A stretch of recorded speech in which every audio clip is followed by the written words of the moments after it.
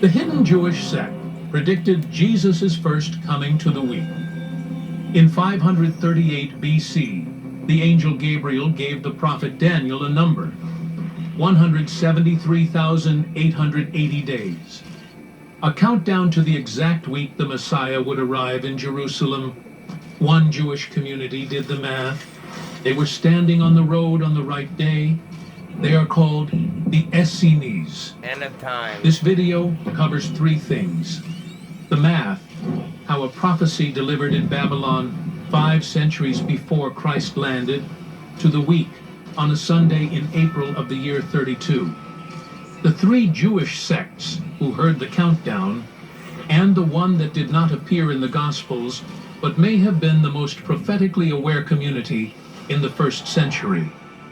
And the scrolls hidden in clay jars above the Dead Sea, which came out of the dark in 1947, on the exact day the United Nations voted Israel back into existence. Wow. 70 years Number from that one. point.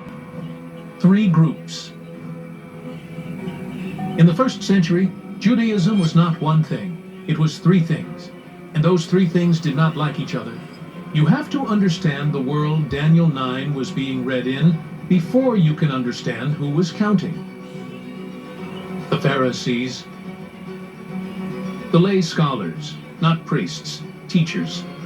They ran the synagogues, the local houses of worship that had spread across the Jewish world during the exile. They believed in the Torah, the first 5 books of Moses. They also believed in something called the oral tradition, a body of rabbinic interpretation they considered just as binding as the written word. So we need to look into the Pharisee, Torah. to be considered fully trained, had to memorize Gotta all learn how to 5 read books Hebrew. of the Torah. Genesis, Exodus, Leviticus, Numbers, Deuteronomy, word for word. Hold that detail. We are coming back to it.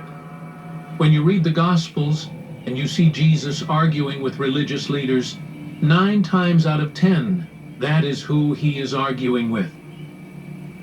The Sadducees. The aristocrats, the priestly families, the men who ran the temple in Jerusalem. They controlled the sacrifices. They controlled the treasury.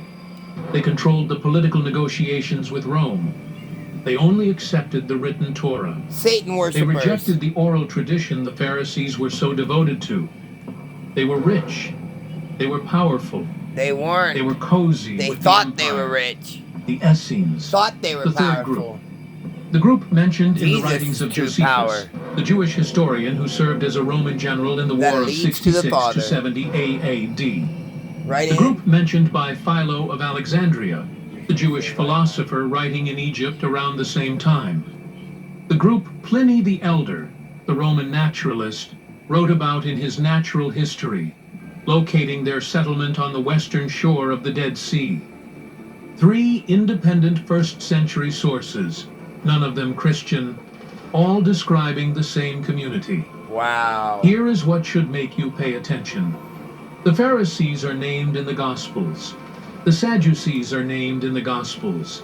The Essenes, never. Not once. There is not a single verse in the entire New Testament that uses the word Essene. That's right. They may be the most prophetically significant group not know, because the Essenes. Alright, guys. What do y'all think? You know, you gotta look into the Torah, okay? Once you learn the Torah, then you'll start understanding our English Bible. And you'll see what scholars mean by it's been mistranslated. Because it has been mistranslated from ancient Aramaic down to Phoenician Canaanite. Well, it's Phoenician Canaanite, ancient Phoenician Canaanite. Then it goes to ancient Aramaic, then Hebrew, and then Latin, Greek, okay? And then it's busted down into, obviously, English. So we have so many broken languages. Why? Remember, Satan has been deceiving us from the very beginning. Alright, thank you all for tuning in. Hope you please like, subscribe, and we'd love to hear from you. Let us know what y'all think. Have a blessed night.